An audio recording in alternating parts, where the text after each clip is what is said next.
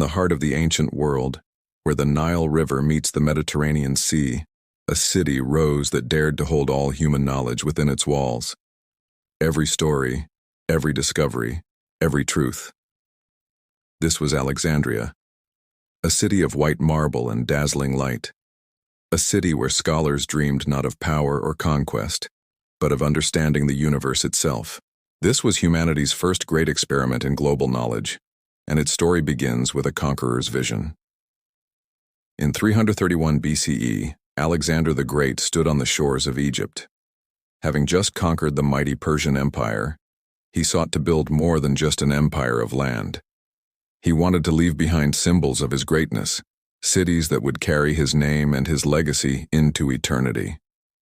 When he reached a narrow strip of land between the Mediterranean Sea and Lake Mareotis, he saw a potential unlike anywhere else on Earth.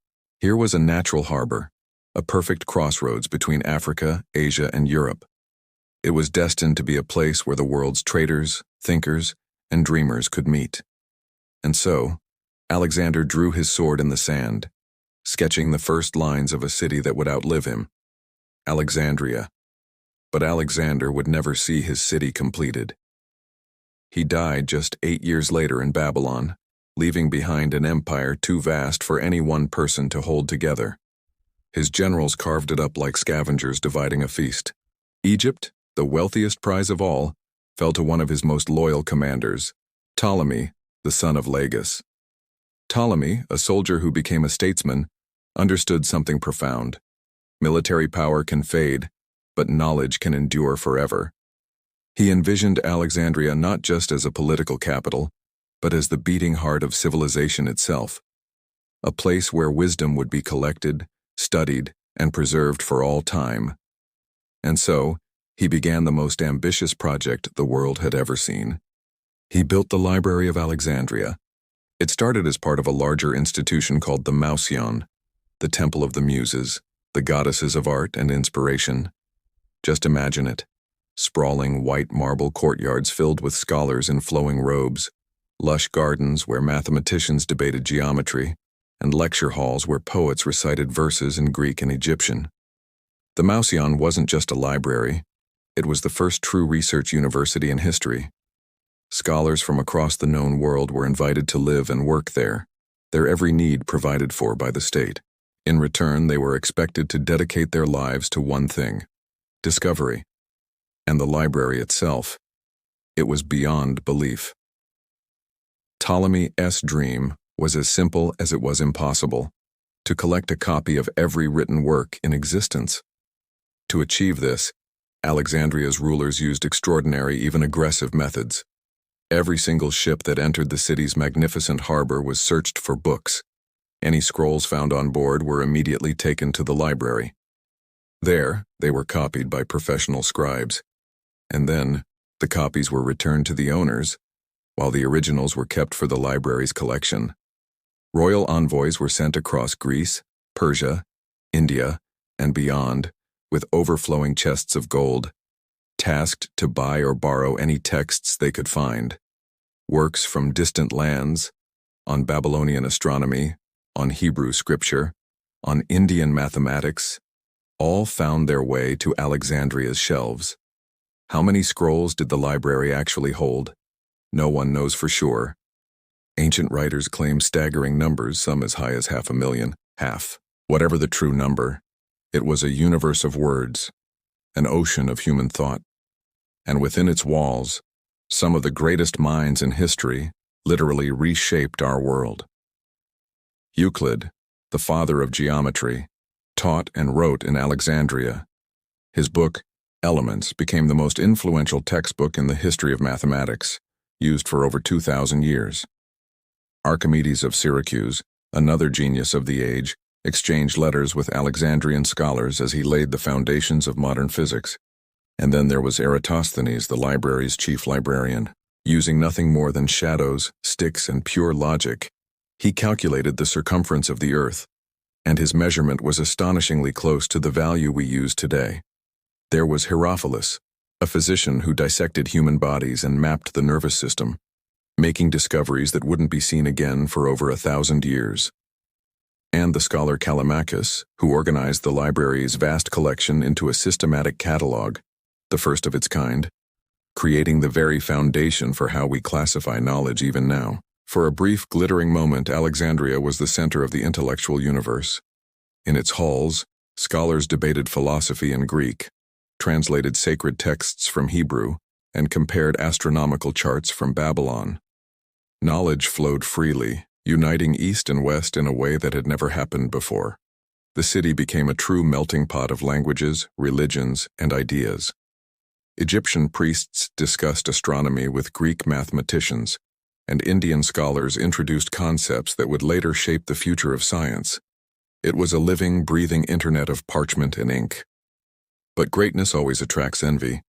The library's rise symbolized not just learning but power, because whoever controls knowledge controls civilization itself. After Ptolemy came his son, Ptolemy II, a ruler obsessed with expanding his father's dream. Under his reign, the library grew to an unprecedented size. He famously ordered copies of every book in Athens and compelled authors to submit their works to his scribes. It was during his time that the famous translation of the Hebrew Bible, the Septuagint, began, making sacred Jewish texts accessible to the entire Greek-speaking world. Yet beneath this golden surface, tensions simmered. The Greek elites of Alexandria ruled over the native Egyptians, creating a society divided by language and privilege. It was a profound contradiction. The world's greatest center of universal learning was built on the back of conquest and colonization. Still, the intellectual flame burned bright. For centuries, Alexandria stood as a beacon of enlightenment. But empires rise and fall, and knowledge, no matter how vast, is fragile. The library's first great crisis came not from within, but from a new rising power, Rome. In 48 BCE, Julius Caesar chased his rival Pompey into Egypt, only to get caught in a brutal civil war between Queen Cleopatra and her brother. As fighting erupted in the streets, Caesar's forces set fire to enemy ships in the harbor. The flames spread. According to ancient accounts, they reached the warehouses near the docks where thousands of scrolls were stored. A part of humanity's collected knowledge was turned to smoke and ash, gone forever. Whether the main library itself was destroyed then is still debated by historians. But the spirit of Alexandria refused to die. The city rebuilt, and learning continued. Later rulers even established a daughter library in the Serapeum, a magnificent temple dedicated to the Greco-Egyptian god Serapis. There, scholars carried on their work, preserving what they could. But the Golden Age had passed. Rome now ruled Egypt, and the empire valued conquest more than contemplation.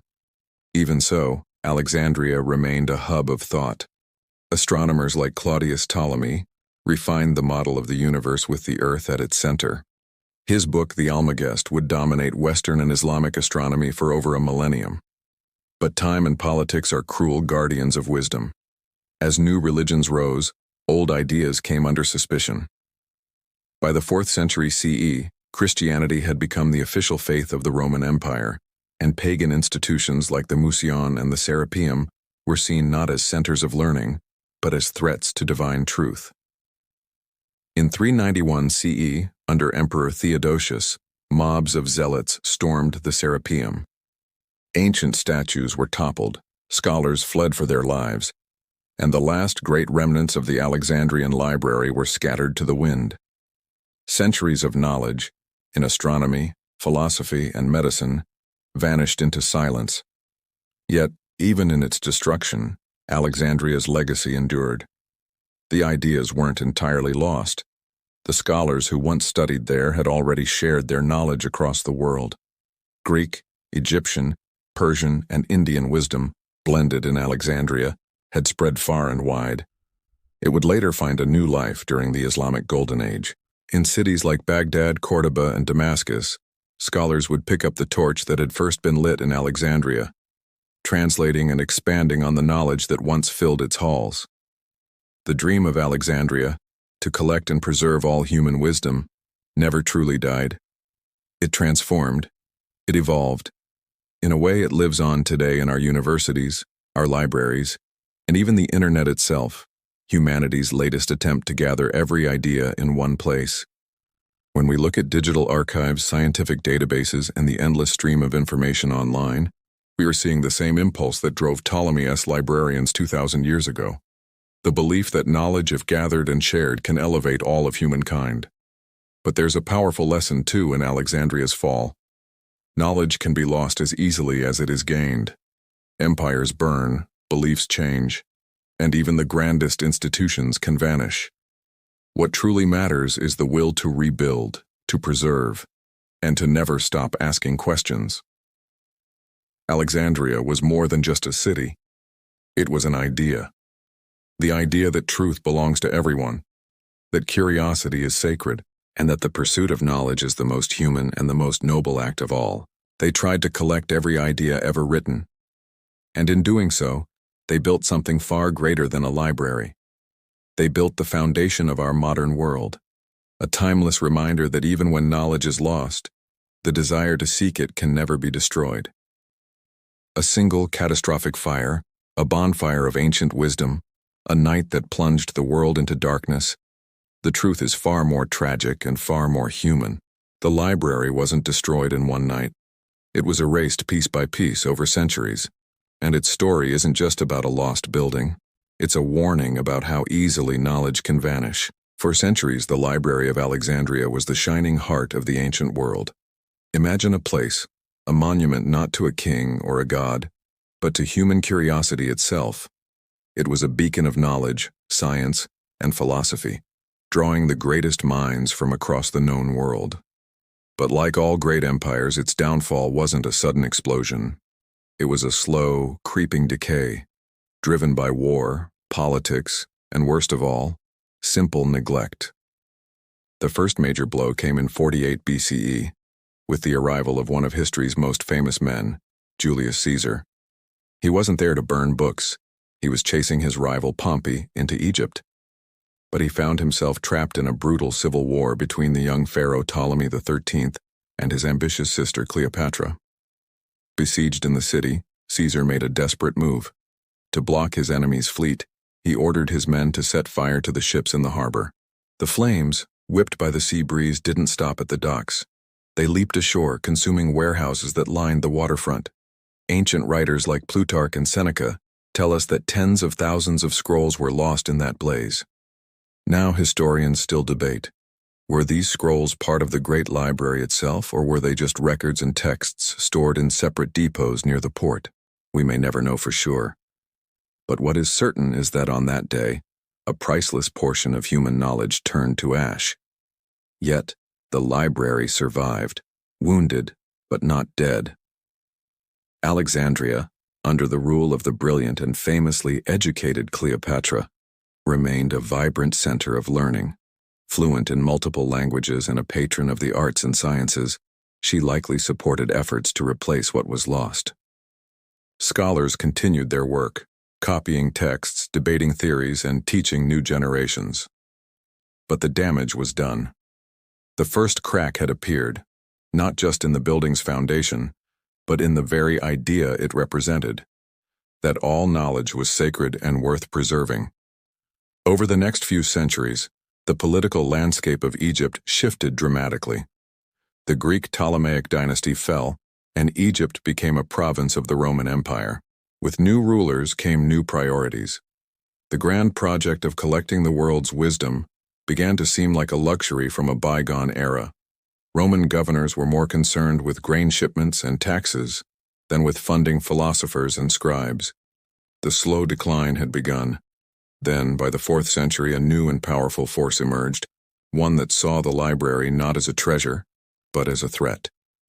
This threat came not from fire, but from faith.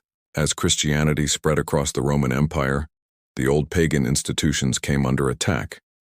To the passionate new believers, the temples of Greek and Roman gods, the schools of philosophy, and the great repositories of pre-Christian knowledge like the library and its sister institution, the Serapeum, represented heresy and idolatry.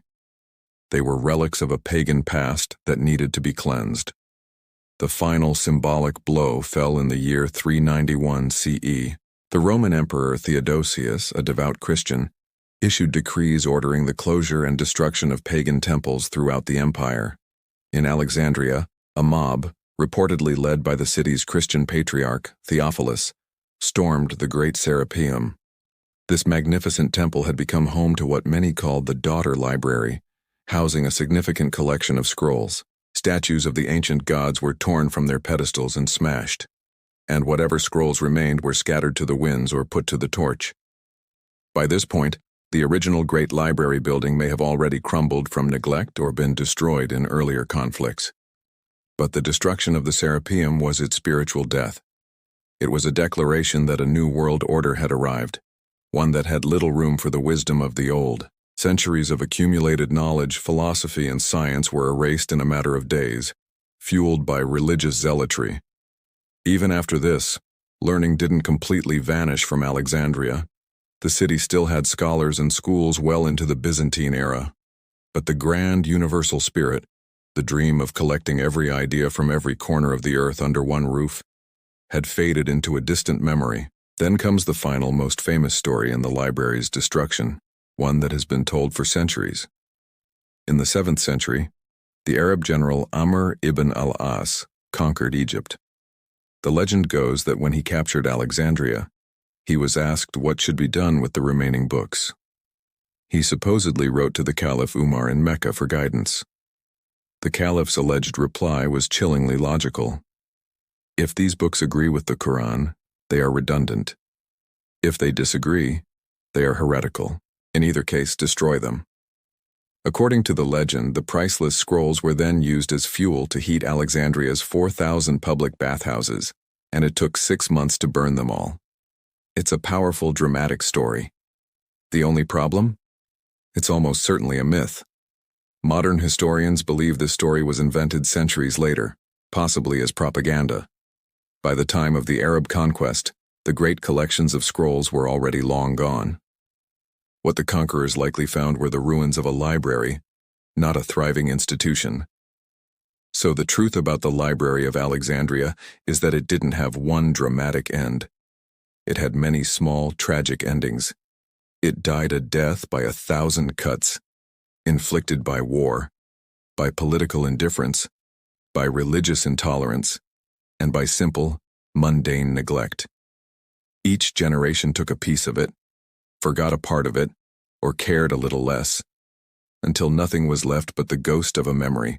And yet, the spirit of the library did not die. The knowledge it once guarded wasn't entirely lost. It lived on, scattered in other cities, carried by fleeing scholars. In Constantinople, in Baghdad, in Cordoba, the great works of Greek science, mathematics, and philosophy were translated, preserved, and expanded upon by Byzantine and Islamic scholars.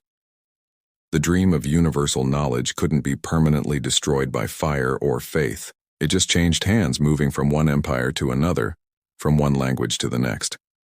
So when we imagine the Library of Alexandria burning, when we see that pillar of smoke rising in our minds, we're tapping into something deeper than a historical event.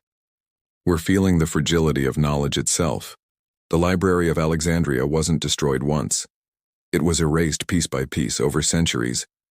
And in that slow, painful erasure, we find both the tragedy of what we've lost and the miracle that any knowledge from the ancient world survived at all. They thought they burned it all, but its light still guides us today. The Great Library of Alexandria, a beacon of human intellect, may have turned to ash centuries ago, but its ideas, its very spirit, refused to die. Though its walls crumbled and its priceless scrolls vanished, the knowledge that once filled its halls found new ways to survive. Like sparks carried on the wind, fragments of its wisdom drifted across time, across empires, and across faiths, quietly shaping the world we know today. To understand how, we must begin with those who refused to forget. When Alexandria fell into ruin, its scholars scattered. Some fled north, carrying their precious texts to safer lands. In Byzantium, the Eastern Roman Empire, Greek learning found a new home. Constantinople became the next lighthouse of knowledge, preserving the works of Aristotle, Plato, Euclid, Galen, and Ptolemy. The scholars of Byzantium treated these writings not as dusty relics, but as living tools, copying them, commenting on them, and debating their ideas. While the Western world sank into what many call the Dark Ages, the East kept the flame alive. In remote monasteries, monks worked tirelessly, copying ancient manuscripts by hand, line by line, word by word.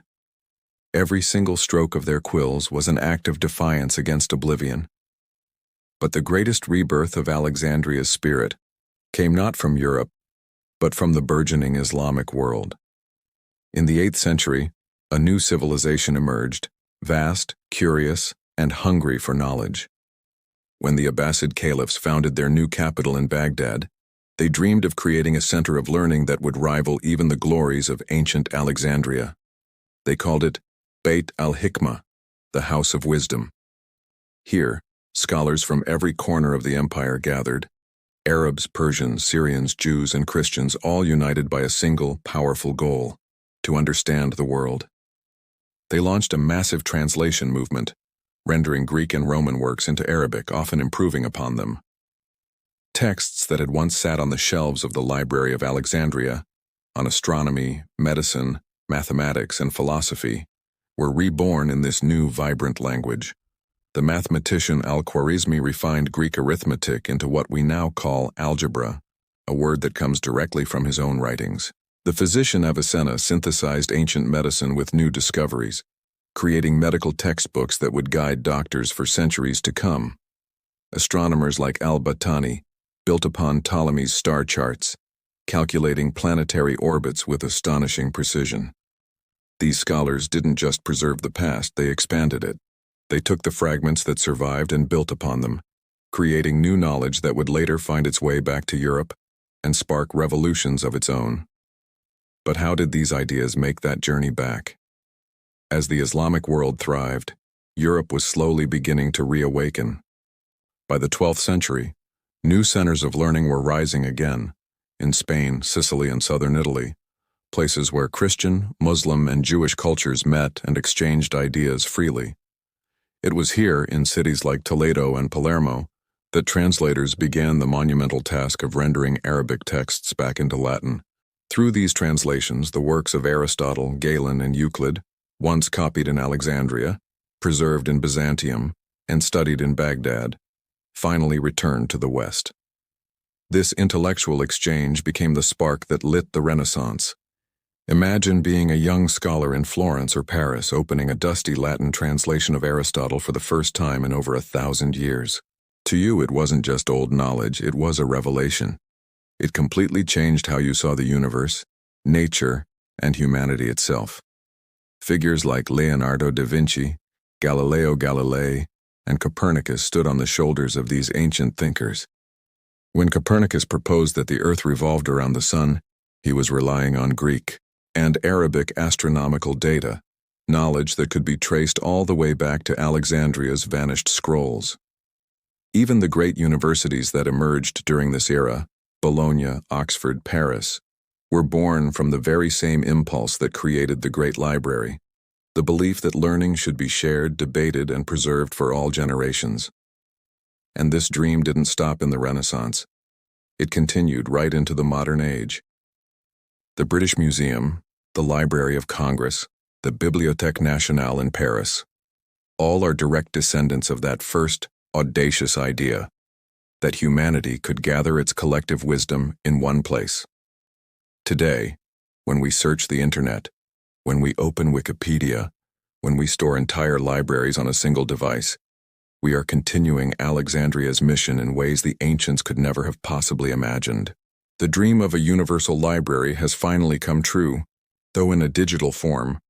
But this raises a haunting question. Can knowledge ever truly be lost? History shows us that it can, and it has, again and again. Entire philosophies, sciences, and languages have disappeared simply because no one was left to remember them. Fires, floods, wars, and censorship have erased countless treasures of the human mind. Yet history also shows that ideas are incredibly stubborn. They find new hosts, new voices, new forms. A single surviving manuscript can outlast empires. A forgotten text rediscovered centuries later, can spark revolutions. In that sense, the Library of Alexandria was never truly destroyed. It was transformed. Its contents scattered like seeds, taking root across different civilizations and centuries. Its flame burned bright in Constantinople, in Baghdad, in Cordoba, and later in Florence, and each time the light grew brighter. So when we speak of the library's fall, we aren't just mourning what was lost. We are celebrating what endured. Because what made the Library of Alexandria truly great wasn't its stone walls or papyrus scrolls, but its spirit. The unwavering belief that knowledge is worth preserving, no matter the cost. And that spirit lives on in every scholar who studies the past, in every student who asks why, and in every human who seeks truth over ignorance. They thought they burned it all, but its light still guides us today. From the ashes of one library rose the entire intellectual history of the modern world. And perhaps in some quiet way, every book we open, every idea we share, is a little piece of Alexandria, reborn once more.